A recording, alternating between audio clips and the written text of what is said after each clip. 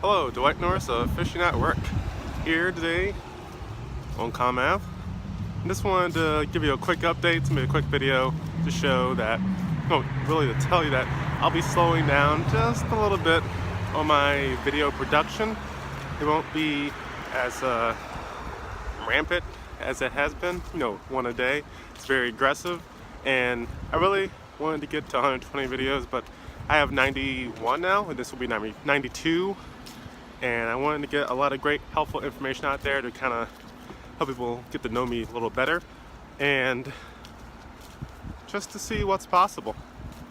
So I'll actually be focusing more on making blog content, and then also maybe starting a podcast too, and I'll be doing live stuff along with stuff that I've already stated in the video and publicizing that on the podcast, because not everybody wants to look at me, but maybe they want to actually hear my content and what I have to say. So if I put it out in every different medium, video, audio, and text, people can consume the content and maybe actually get something out of it that they might not have previously, because some people don't want to look at videos at work, which is probably when you're looking at this, because this is fishing at work. So you're like sitting there at your desk wondering when you can fish. You see my video, you look around, somebody watching, you take a quick little peek, what's going on here? Oh, you found a way to fish at work. They ain't joking. That's pretty cool. And you don't have to consume the content in the video if you were have to sneak around to do it. You can plug in the earphones and you can do it that way, or you could type into your computer and go to the website and get the same information. And that's what I'm providing. So the other part of this video is about my next step. I actually got in contact with a author on the company On the Water, if you've heard of them. I think you have. I think everybody has. And he is a kayak fisherman, ocean and river.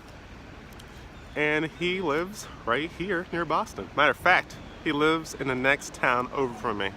I didn't realize there was a fishing celebrity that close to me. That's pretty cool.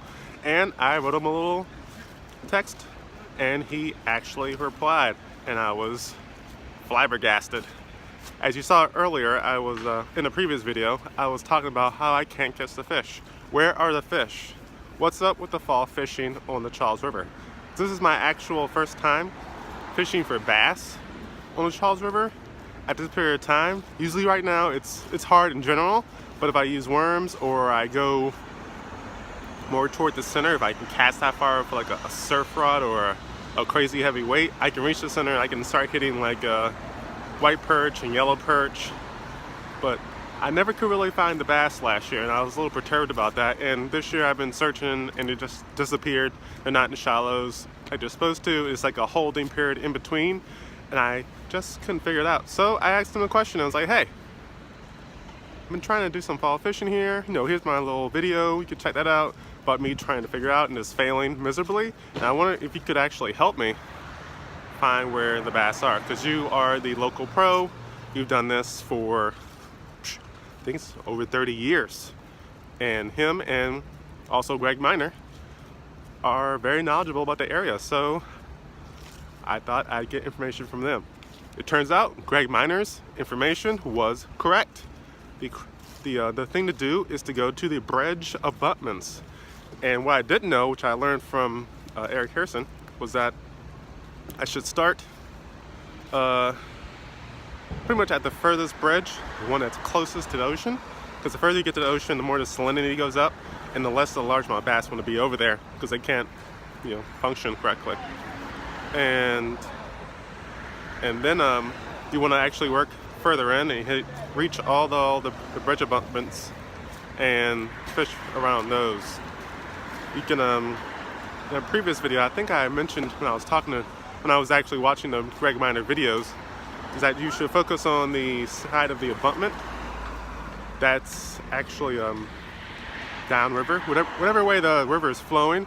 So if it's going this way, you want to be on the far side, because fish like to be lazy. They want to be in that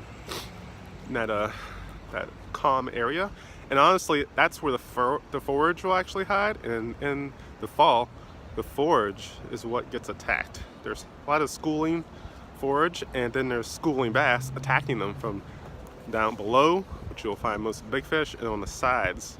So if you're looking for the big fish amongst the school of forage, you want to drop your bait below it, because they like to sit lazily below and just nip them off in the bud from below, or go to the sides. The ones hitting at the top or in the middle of the actual forage will actually be smaller fish. Probably wonder why is that. They're young, they're inexperienced, and they're aggressive. They're like, oh yes, this is the best thing ever, and they dive in there and they use tons of energy to chase after them and swirl them and jump and everything. And the big bass don't do that. That's what the small energetic bass do. I think that works the same way in real life. So you really want to focus on those abutments. Now, I said abutment, and I'm pretty sure you're not going to Google what an abutment is. An abutment is one of those big concrete posts that actually support a bridge. There might be two on smaller bridges, and on a bigger bridge, like the ones you've seen out here recently, like the last video, if you just go back yesterday and look at the bridges I was near at the Museum of Science, you'll see that it had like 4 or 5 of those. But they were so large and so big that you can't actually cast the big ones at shore. But if you go to the smaller ones, you can actually reach those. You can work around a good percentage of them, and I plan to try that out tomorrow. Today it didn't work out. There's some things going on, and I wanted to get out and do this video, but I can't walk there. It's a large walk. For some reason my tongue is being twisted. It's a long walk over there, and I would really have to, equalize my time. Now, when I do it tomorrow, I should have about 20 minutes to actually fish over there. And that should be enough to work that area, because from where I can reach it, there's only so much I can do. But if it's like what they're telling me, there should be a school of bass right behind that thing. And if I want to, really work it, I could just walk over to the other side and fish from there. I'm not sure if the bridges here are like Virginia, which it's unlawful to fish or crab from a public bridge, but hopefully here it's not. But it's so high, you don't want to do that. I'm not going to pull up a 5-pound bass 100 feet with my 6-pound test line. So I'm going to work the sides. I'm going to work the side that's closest to me, because that's what I have available, and I'm going to see what happens. And that's going to happen tomorrow, whether it's cold, whether it's warm, whether it's rainy, whether it's windy. I don't care.